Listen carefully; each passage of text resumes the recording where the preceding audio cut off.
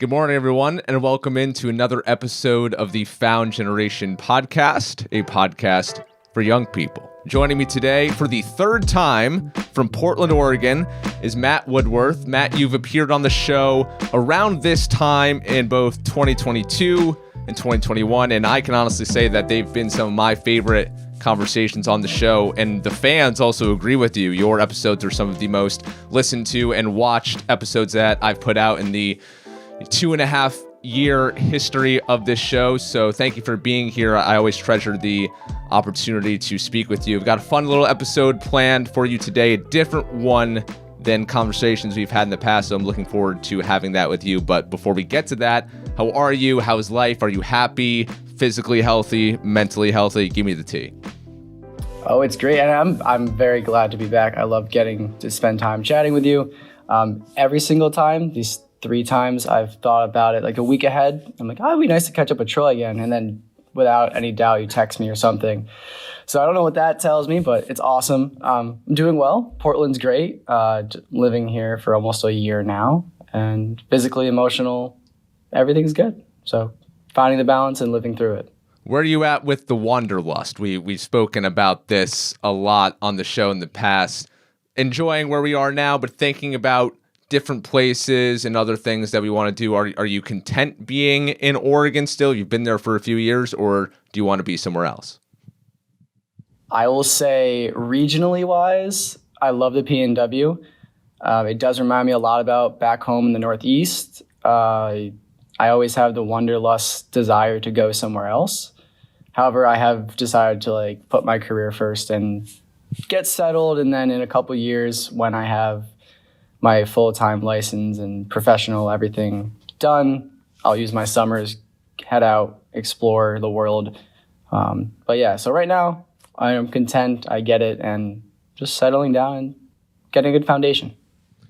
You are a history teacher, which is something that we have a shared affinity for. I majored in U.S. history. And so I wanted to have this conversation today, which ties into history. We're going to have a little philosophy chat. I've got 7 quotes from the Stoics. The Stoics, I've referenced them a lot on this show and on my writing. These ancient thinkers, primarily in Rome, but really throughout the history of time. It's just this philosophy with the overarching concept, or the overarching goal of, just like all philosophies, what is the best way to live the best life possible is essentially the question that the Stoics are trying to ask. And so I've got 7 quotes here from Marcus Aurelius, Seneca, and Epictetus, who are probably the 3 most famous Stoics of all time. And we're going to go through each quote.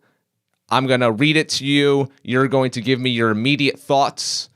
Upon hearing the quote, we'll have a little back and forth over it, and then we'll move on to the next. And each quote here kind of represents a different overarching subject, so there's not really any overlap. That sound good to you? Yeah, man. Love it. Love a good Stoic talk. I have my meditations right next to me. Perfect. Do you carry a copy around with you everywhere you go like I do? Not everywhere. It's in a different backpack, different thing here and there. I have a field note journal, a bigger journal, and a spiral notebook. So one of the 4 things is always around. If not, it's on my phone. I love that. Yeah, I bought a copy at the beginning of 2021 at the Harvard bookstore, highlight, annotate, and I carry it with me on all my travels. It's usually in my backpack so that I can just pull it out at the drop of a hat, which is something I enjoy doing. The first quote, not from Marcus Aurelius, it comes from Seneca. And this is one of my favorites. We suffer more often in imagination than in reality. What does that mean to you, Matt Woodworth? It means be focused and stay present. Your head is your best friend, but it's also probably your worst enemy. Getting back into your thoughts can be great, but if you spend too much time there, it's going to backfire. So spending too much time imagining whatever could be a positive thing, negative thing, you are what you think, so it can backfire. So stay present. And it's also that we kind of run a hamster wheel in our mind about things that could go wrong. We envision all the different scenarios, and this is especially what keeps us up at night. A lot of people, why they can't sleep is because their head hits the pillow, and then they just start thinking about, oh my God, I didn't do this today. I didn't do this as well. I have to do this tomorrow. We keep ourselves so stressed out to the degradation of our physical and mental health in our relationships because we think about all of the possible scenarios that could go wrong, like losing jobs, getting in accidents, friendship, relationships. Like, we make things in our head out to be way worse than they are, which steals the present moment away from us because we are giving that present moment away to future things that could go wrong, but more often than not do not go wrong. They never happen, but we freak ourselves out way too much and way too unnecessarily, and it really, leads to a lot of unhappiness. For sure, because if you say you're focusing on a positive thing, you're going to build that up and up and up, and it may never reach the point you created in your fictitious imagination. Or on the other side, if you think something's going to be so bad, you're not going to be able to enjoy that positive, amazing moment because you're like, oh, I thought it was going to be so bad. You're not enjoying that pure ecstasy moment. When was the last time that you suffered more in imagination than in reality? Can you recall something? Oh, probably 20 minutes ago, man. Yeah. Like, it happens very often. Yeah, like sometimes I'll be teaching in a class and there'll be like chill moments and I'm just like thinking of like, oh man, what's going to happen? Like my email will go off and I'll freak out. And like, it's probably just a kid submitting an assignment. It's nothing bad. So yeah, it's every day a little bit, but you take it little by little and I actually have a rubber band on my wrist that if I catch myself doing something I'm not like supposed to, or a task I want to work on, I kind of snap it. It's a little draconian, but a couple weeks doing it, move on to a new task. So it helps me stay physically focused because I'm a kinetic physical person. I like that. I was actually just on a walk. I got lunch, got this incredible salad here in Kailua, Hawaii. And coming back from lunch, going to the office, I'm at a co-working space here. I was freaking out. I've bitten off way more than I can chew work-wise. I've said yes to a lot of things, maybe a bit unnecessarily that I didn't need to, but I don't know. There's just something to being wanted and people wanting to work with you that, and me feeling like, there's a lot of people that I owe because there's a lot of people who have done a lot for me and I feel like I owe them in return. I say all this. I had a total meltdown on my 5-minute walk, and I was just having, before that, a pretty good day, pretty good string of days. I mean, I'm in Hawaii, which is a pretty good place to be, but I was freaking myself out. Oh my God. And I went to the nth degree. Like, I need to give up all my jobs. Should I get out of the industry? Should I stop doing this? Should I go into teaching? Why am I doing this? This isn't my purpose. Like, what the hell am I doing? And that was literally 45 minutes ago, and now I'm not thinking those things anymore. Yeah, it's losing that step in the present and getting caught up in like an internal rat race where I do the same thing, whether it's before a rugby match or before a class or before going home to maybe see family in New York, where it's like all these things could go wrong. But also all these things could go right. I could love it. And then I'm stolen. I'm taking that time away, whether it's a 45-minute walk or an hour plane ride. So just keeping present, I think, is what that quote sets up and is supposed to do. There is no gift like the present moment. It is something that far too many of us squander away because we're either thinking about the past or meditating on the future. But the happiest people can really enjoy and be content with the present moment. And that is something that I think for me will be just a continuous battle and have to constantly remind myself, maybe I have to get a rubber band myself or a tattoo. I've long thought about getting a tattoo to remind myself about getting the present moment. I support both. I love both. Quote number 2 from our guy, Marcus Aurelius. You don't have to turn this into something. It doesn't have to upset you. What does that mean to you? There are going to be mess ups. There is going to be a time where something doesn't go wrong. I think I actually texted this to you a couple weeks ago. I was like, every little thing it's going to be like a EKG. It's going to go up and down. Every day is its own little thing. But when you zoom out, that line is still going to be straight and look progressive over and over, even if it's dipping here and there every day, every hour, or every 45 minutes. So it can easily turn into ruining your day, your week, your month, even your year, or a few years. But if you take that quote and the other quote from Seneca and put them together and stay present and realize, okay, this doesn't have to upset me. I can take my time, do the whole like middle school anti-bullying tactic, count to 10, take some deep breaths, move on. It doesn't have to you can fix it later. It doesn't have to bother you right now. Yeah, I think this quote is, and that's a really good analysis. I think this quote is very closely tied to perhaps the overarching tenet of Stoicism, is that focus on what you can control and let go of everything else. We get so upset over things that we have absolutely no control over, no impact on, things that are so far away from us that we could never, ever, ever, ever do anything to change. But we let those things upset us, ruin our day, whether that's an article, whether that's an online comment, anything of that nature. We allow it to seep into us to get us really upset. But this doesn't have to upset you. Another thing that the Stoics say is it's not the thing, it's not the people, or it's not the action that upsets us. It's the definition, or it's the meaning that we ascribe, that we put to those actions and those people. We actually are the ones that hurt us, not other people.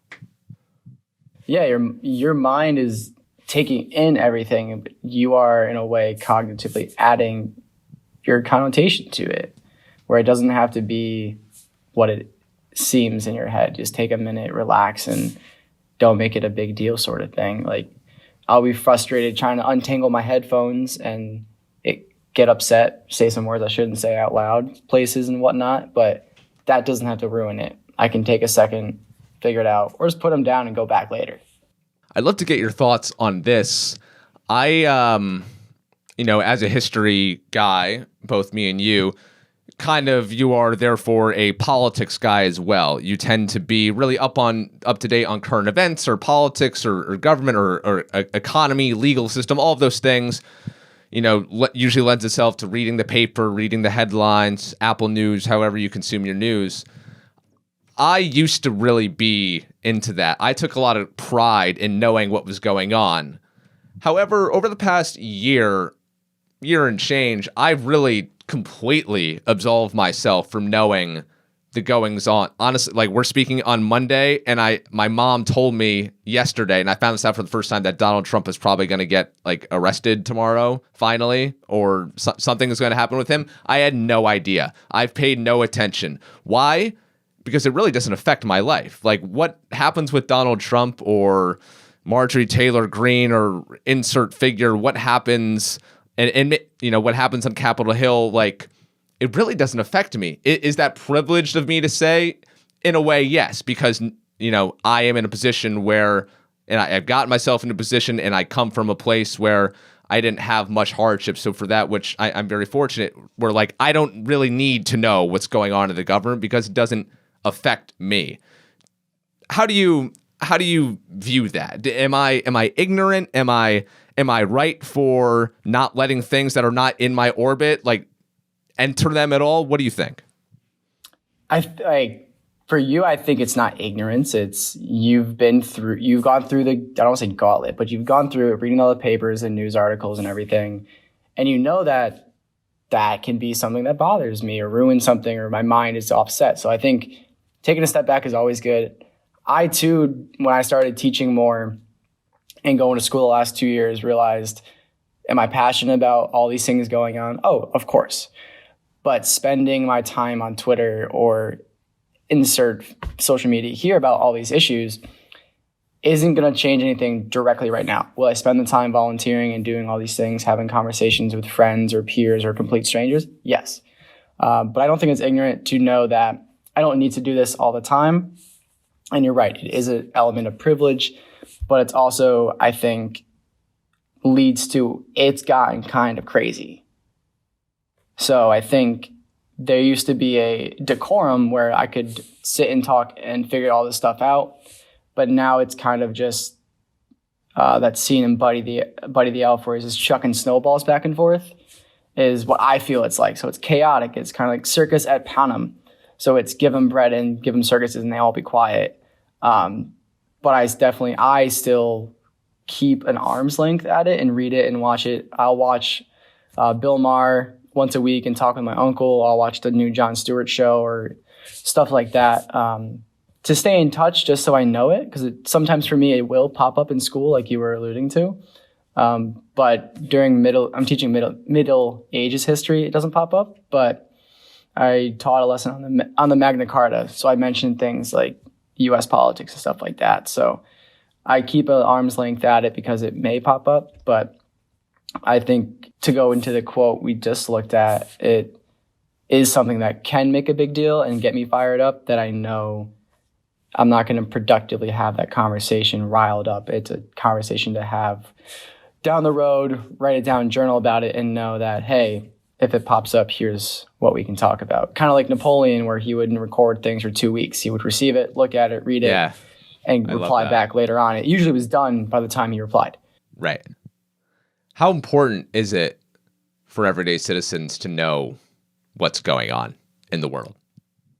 I think it's insanely important. I think there is a level of obsessiveness that kind of makes it into sport, which I don't think it deserves to be a sport. It's like, if you're comparing it to like the NFL or MMA, like it doesn't need to be that high level of engagement. But you need to be, I think, willing to have the conversations and learn about what is going on outside of November every 4 years. Because I'll tell some kids in class when they mention like, oh, the presidency or the election, like Congress is where the purse strings are made. Everything is like important there as well. So it's being up to date and on tune. Maybe not every day, but catch a news flick or update and read a paper. I love reading the paper. I love reading like a magazine here and there. And just having the actual conversation, especially if they're differing views, and not being in an echo chamber.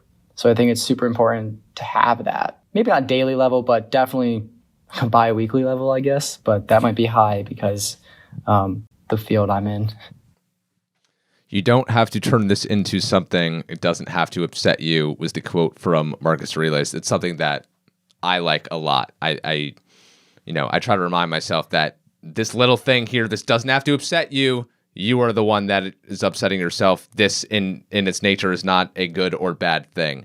Number 3, this quote comes from our guy Seneca, who, of all the Stoic thinkers, Seneca's quotes are the best. Like, they look the best on a throw pillow, but Seneca is also the one who, a bit controversial regarding his actual practice of the things that he preached. He famously advised Nero, who was the deranged Roman emperor, and then Seneca came into extreme fabulous wealth, and then through like lavish parties, lived a very luxurious lifestyle, which is not necessarily unstoic, but there are a lot of like conflicts of interest with what he was saying, which leads me to this quote. For many men, the acquisition of wealth does not end their troubles. It only changes them. What do you think about that? First instinct, I would actually challenge him. It doesn't change them. It presents the true person, I think. So we just read in one of my English classes, The Pearl by John Steinbeck. Great book. And the aspect of greed and money and possessiveness and possessions, I think, deep down allows the trueness of a person to be shown, where I guess it would change them if you know them before and after the money, but maybe you didn't know them well enough beforehand, I think, to where the true person will come out when they have the ability to access what they truly think in their mind and do what they truly want. It's really something that I think about a lot. My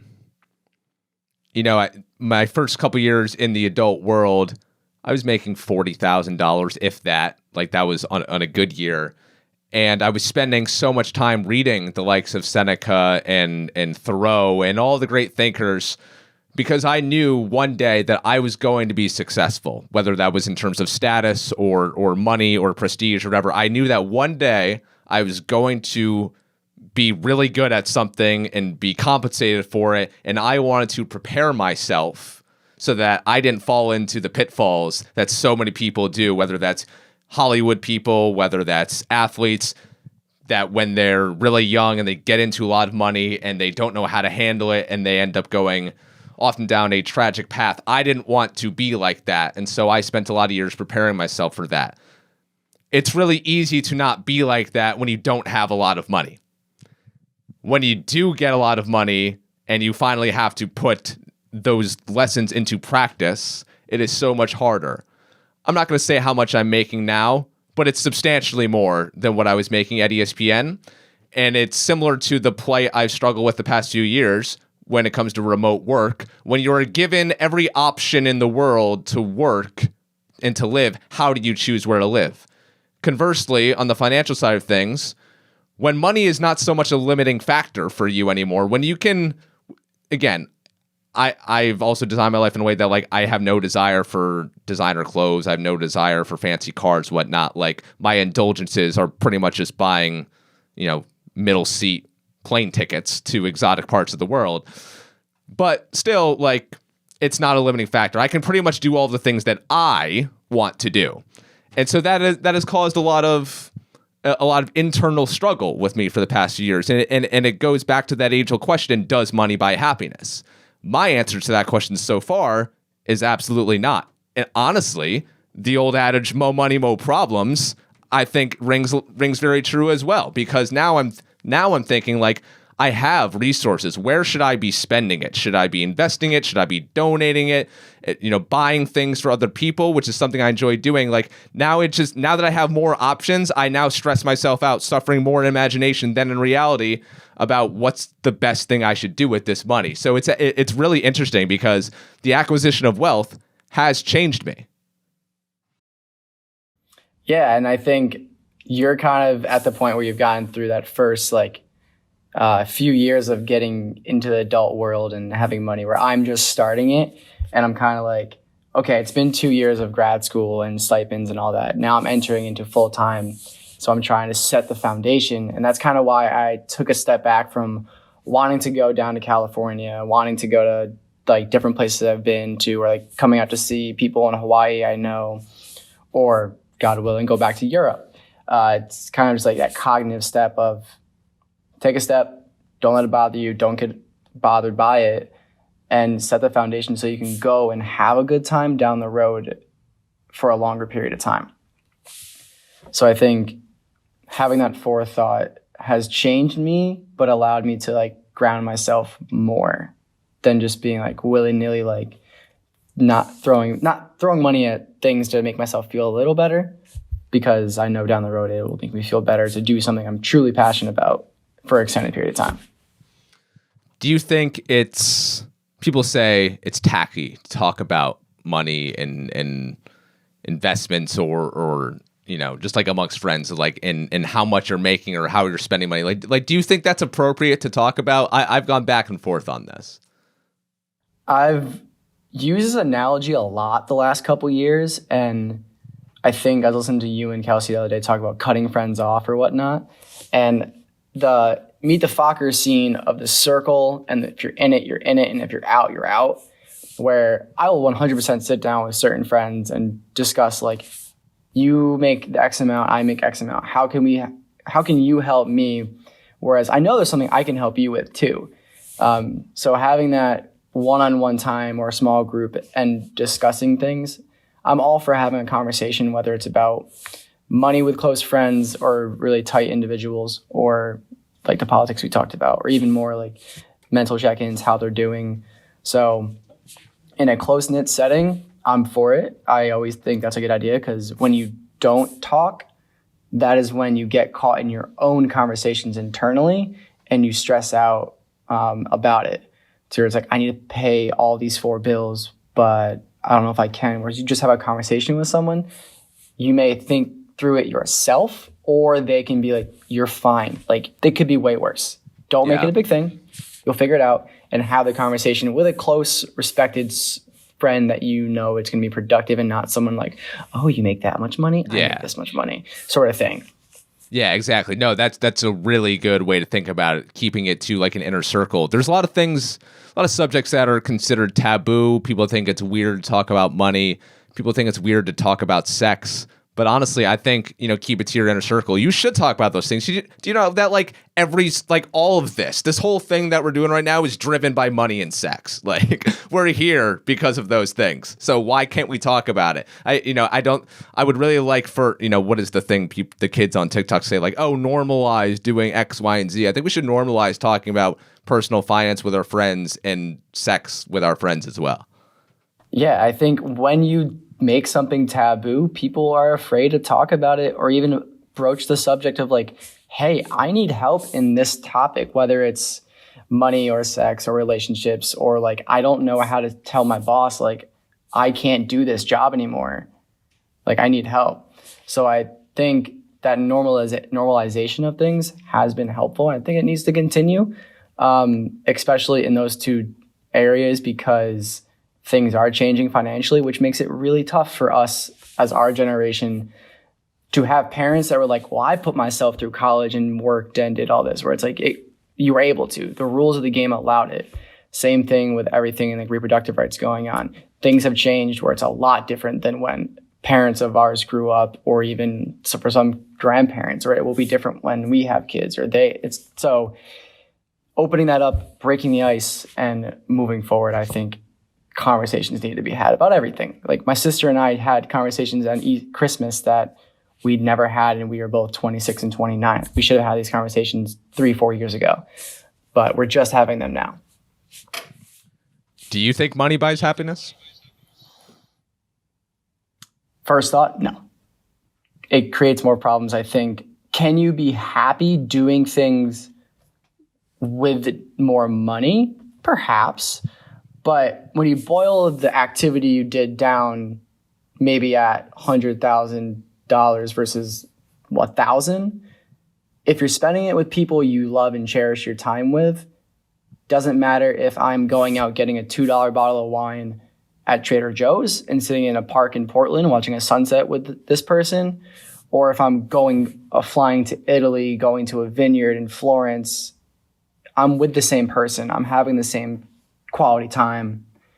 The money doesn't matter. The stories, the conversations, the moments of presentness with the people gets you happiness, I think, not the monetary value. Yeah, to answer that question, does money buy happiness, you have to ask yourself, well, what is happiness? And I think we all have a different definition of what that is, and I'm still working on my definition, but my working definition is doing things you love with people you love, being present, not worrying so much about, like, being content with the present moment in your present situation. I think that's happiness. And that is not really attached to a dollar figure. No, I would agree. It's like your check comes every 2 weeks or once a month, and at that moment, deal with it. But every day here and there, wake up and smell the roses. Or when I was in Bend, I would wake up and smell the pine trees every day. Like, those things, I think, are the currency you want to measure your happiness by, not dollars or euros or pounds, like moments. Quote number 4 is tangentially related in terms of the things that you have. This comes from Marcus Aurelius. Very little is needed to make a happy life. It is all within yourself, in your way of thinking. Pretty similar to what we were just talking about. Yeah, it also goes into minimalism, to where I'm currently in the issue of trying to get everything I have back home in New York out here to Portland. But everything I've decided back home is so valuable and important and special to me, I can't risk shipping it through UPS or FedEx or by rail or whatever. But then I also can't get everything I want flying back home, stuffing a bag, and coming back. So it's finding the value in everything. I've done that. And I think intentionality of the things you have is important, where, like you said, I don't need fancy clothes. I'm rocking a sweatshirt from Amazon or jeans from Target. That's fine. I don't need to have a bunch of stuff. You need to apply what thing makes you happy and not what everyone else says it is, sort of thing, I think. I would ask you, these things that are back home in New York and not in Oregon with you, why aren't they with you right now? You've been back and forth to New York countless times. If you really wanted those things, wouldn't you have just brought them with you? If you really needed those things? That's the thing. I don't like need them day to day. They're mementos. They're like artifacts. Like my grandfather was in World War II, so I have like an old mortar casing that he made into an ashtray. Like I don't smoke cigars. I don't need it. It's cool to show my kids in school, but I don't teach U.S. history. So that stayed back. Or it's like I have a piece of the Berlin Wall that my sister got me for a gift. Same thing. I don't need it right now, but it's there. And you're right. I could be intentional and get it back if I needed to. But it's also, I'm a very light packer, so I don't have a lot of room for things. And then it's that stuff. It's also, it couldn't fit in my car when I drove out, which was the genesis of the issue. But I've been trying to get it back this summer. If I head back, I'll bring an extra suitcase. Yeah. The subject of minimalism, which is basically letting go of all of the things, and this is physical things, objects, this is people, this is responsibilities, letting go of the things which do not serve you, which do not add value to your life, which if they were gone tomorrow, nothing about you or your state of mind would change. This is, I'm very intentional about the things, people, objects that I bring into my life because everything has a cost. If you have a physical thing, how much does it cost to buy the thing, to clean the thing, to repair the thing, to store the thing? How much mental space does it take up having this thing in your life? So I'm really intentional with all the things that I bring into my life. And as I mentioned to Kelsey on, I think, our first episode from London, one of my favorite things in the world to do and why I love moving around so much and putting myself in new situations is adapting to that current situation. I went into London looking at our Airbnb photos of our flat thinking, we only have one hot plate and that's our only means of cooking. We don't have a dryer. Like, what? How am I going to live without these things? I need those things to live a happy life, to go back to the quote. But then I got there, 2 days, I was stressed out thinking, oh my God, I'm never going to eat. I'm going to be deathly skinny by the end of these 2 months in London. And then you make a couple meals, watch a couple YouTube videos, you figure it out. A week goes by and you're like, dude, this is easy. I prefer living this way. We can live with way less than we think. And that's why I love doing these things, because it reminds me of that. 100%. That's like when I did move out here, I could only fit what fit in my tiny Dodge Dart, where I didn't need to bring all these things that I love and cherish and I thought I needed, and I don't, which is another reason I haven't gone and got them all back yet. But the ability to adapt and survive, I think we've lost what that kind of means, because we've gotten to this like content, comfortable time in our era of time. And I think putting yourself in stressful situations, maybe not stressful in terms of like I'm pulling my hair out at work, but critically thinking and figuring out, okay, I only do have a hot plate. How am I going to do this? What am I going to eat? What am I going to buy? Like, how am I going to do this? Is kind of fun, but I'm like you, I kind of enjoy that. So might be a odd ducks out, but it adds a level of creativity and pliability to our minds, where typically we're doing the same thing every day, here and there, this, and that, where I'll drive home a different way every other day on purpose just to like keep my mind sharp, stuff like that. So I think that adaptability is key, and it's not valuing the things you have. It's taking the present moment and being like, I have these things, let me figure it out. If I don't, I'll try again tomorrow. And in closing on this quote, when you let go of something, it hurts. If you let go of a memento, an object, a piece of clothing, like it hurts in that initial moment. You drop it in the donation bin or someone takes it away, but the next day you don't even realize that you got rid of it. There's so many things that we hold on to because we think we can't live without it, but you can, and we don't realize that enough. Quote number 5 comes from our guy Epictetus. Gosh, this is one of my favorite. I wrote about this over on troyfarkas.substack.com. We have 2 ears and 1 mouth so that we can listen twice as much as we speak. Matt, what does that mean to you? It brings you right back to 2 years ago, my first year of teaching. I threw that on the board after a day of kids not talking too much. And one of the kids was like, "Is this on purpose? Did we talk too much yesterday?" And I go, "I don't know. Write about it and we'll find out." So I use Stoicism with my kids during COVID to relax a little bit. And it's true. I use it now. I'm like, hey, you have 2 ears, 2 eyes, and 1 mouth. Like, listen, watch, and then we'll move on. We can talk later. Then someone are like, well, I have 2 lips. I'm like, okay, fair point, but 1 mouth. So yeah, it's just taking the time, observing the situation, kind of what we just talked about, seeing like, not freaking out, not calling someone and being like, oh my gosh, I need a stove or a microwave. You have your hot plate. You have a place to sit and rest and eat. Listen to yourself, figure it out, take a moment, assess the situation, and move forward. There's no need to overreact. Don't make it bigger than it has to be, like we talked about earlier. In any situation, whether it's athletics, whether it's life, or any relationships you have, just take a second, listen to the people speaking, try to envision where they're coming from, and then open the dialogue and have the conversation. Because if you listen and you watch, they should reciprocate because you gave them the time, and they should give you the time back and value their 2 ears and your 2 eyes first over your mouth. As someone who works in podcasting, listening is all I do. It's actually the catchphrase for Spotify. Listening is everything, and it certainly is for me. Regarding the art of conversation is where this quote really hits for me. When I'm in a social setting, people will often say to me, Troy, you're being so quiet. Why are you just sitting there? And I'm like, no, I'm not sitting there. I'm not disengaged. I'm actually quite the opposite. I'm very engaged. I just have nothing to say. I don't really speak unless spoken to. There's a lot of people who jump into a conversation amongst a group just because they don't want to feel left out, just because they don't want other people to think that they're not invested, just because we want to hear ourselves speak, just because we want to talk about ourselves.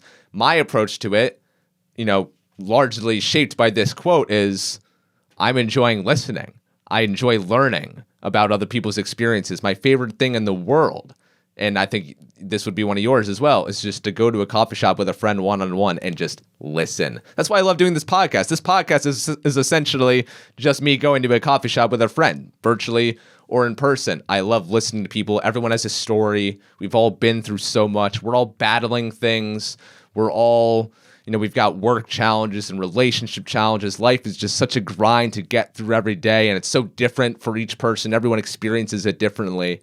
And I just love listening to people. I talk to myself in my own mind. I don't need to tell other people it's the same things that I'm thinking about. I want to hear from other people. I want fresh perspective. So we have 2 ears so that we can listen twice as much as we speak. We only have 1 mouth. Yeah, I agree with that 1,000%. I have a friend here in Portland. I've been friends with for the 3 years I've been here, and we'll get a drink every couple of weeks, and I'll be like, hey, you haven't been talking too much. She's like, I'm just listening. I love listening, and I love having a conversation. But I was like, no, I want to listen to what you have this time. Like you said, we're going through all the same stuff. Like, let me hear what you have, and we'll go through it.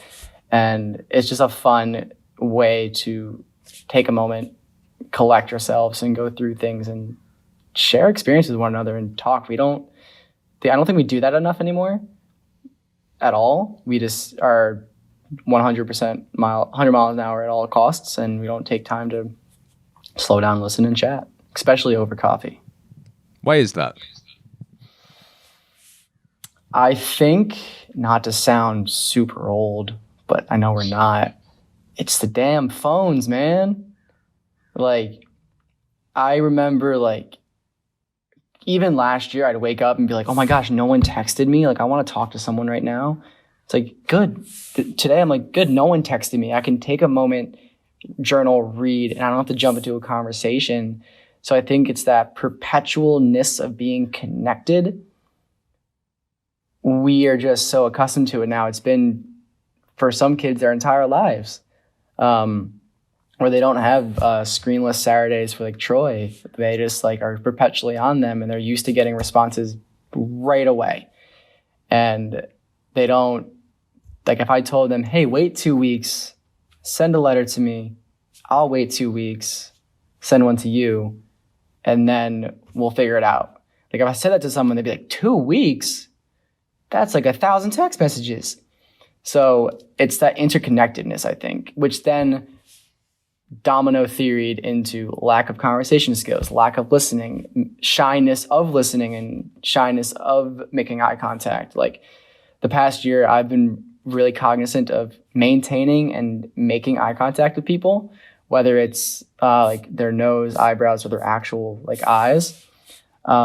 My principal the first week in school was like, I want you to know everyone's eye color by the end of first semester. And we're like, why? She was like, because that means you are connecting and listening to them and not like on your phone or doing work. You are knowing the person. And I could probably get all of them. Some of them be a guess, yes. But for the most part, I'll do it. And also it's just like, it's a nice moment when you gaze across someone and you're just like, you saw that, I saw that. Nice, you have a little moment. So I think everything comes back to that instant response and the phone. Not to sound like a boomer. Quote number 6 comes from Seneca. What really ruins our character is the fact that none of us looks back over his life. What do you think about that? It's all about reflection. Gotta know where you fuck up to fix it. So, yeah. Do you agree that none of us look back over his life? Obviously, he's exaggerating. But do you think that the majority of people do not reflect enough? I think over the 3 years of being out west, I've realized a lot more people do. But I've also been in a Catholic setting these 3 years where reflection is kind of instilled in the church itself. So I don't know if that skews the data set I'm looking at.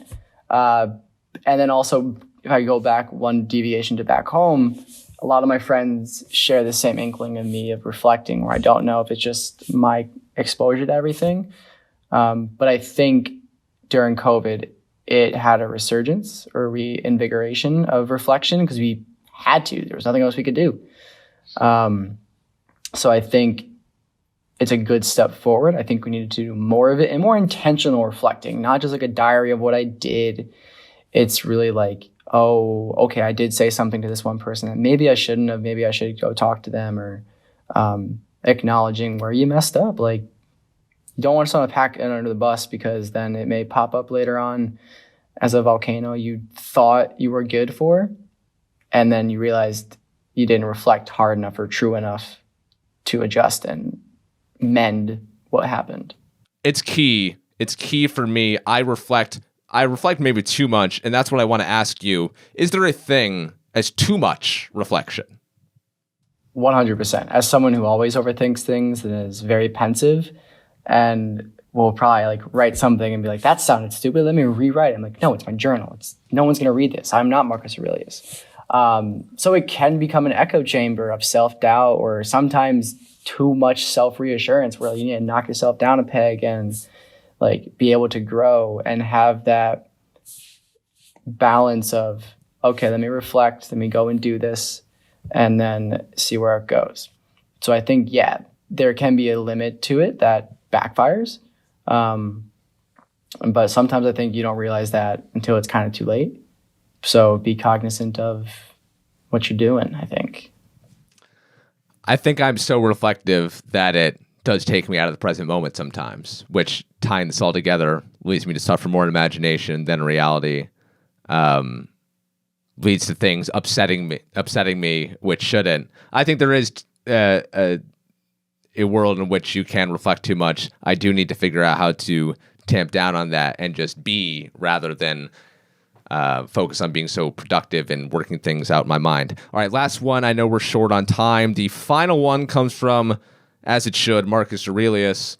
I have often wondered how it is that every man loves himself more than all the rest of men, but yet sets less value on his own opinion of himself than on the opinions of others.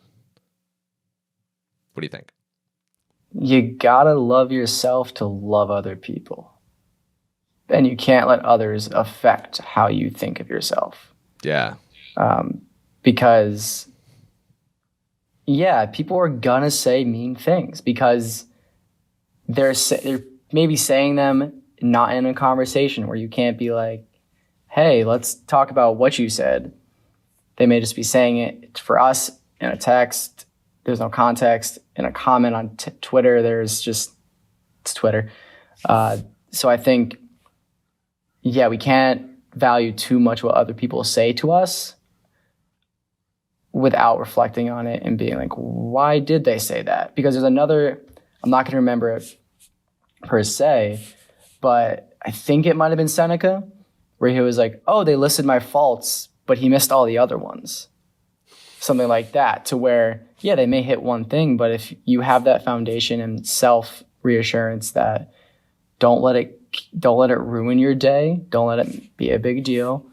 Some people are going to say things you don't like, but you have to be able to compose yourself and work forward and know that deep down, they just may not know me for who I am, which I think is definitely important for this generation of us where we're growing up on Instagram and all these things and this social media where we're losing the context, we're losing the interpersonal connection, where I think you need to have that self-assurance and don't let things get too far into your head and affect you. This is why I love Stoicism so much, because all of these quotes, these were said thousands of years ago in ancient Rome, but yet they're still so wildly applicable today. And this one, of all the quotes that we've done so far, is probably the most readily applicable because, like, yes, were people saying things about Marcus Aurelius way back when? Were there tabloids? No, but this is probably just word of mouth shit talking about Marcus.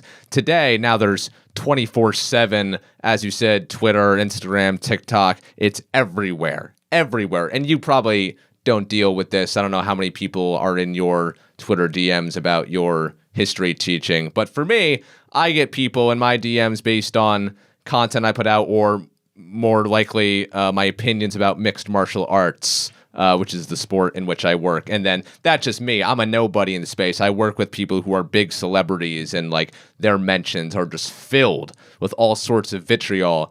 And I wish I could say that it doesn't affect me, but I don't know if it's humanly possible to see that stuff and not let it affect you.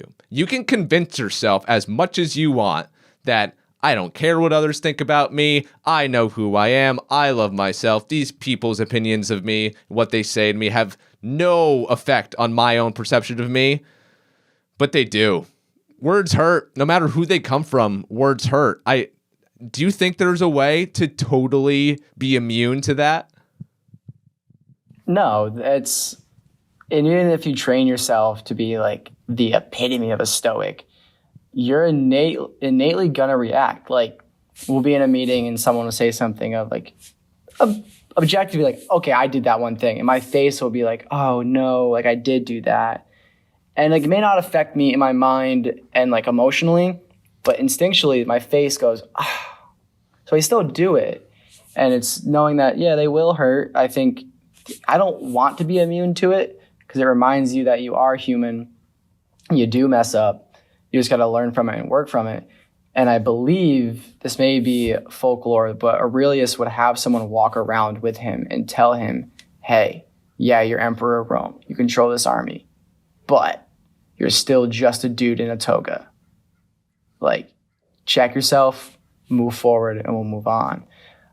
So it's having that balance and that forethought of like, this is going to hurt, may hurt for a few days. Maybe it may come back and haunt you a couple of weeks later. But I think getting rid of it isn't good, because then you're just in an echo chamber of pride, which then is also not good.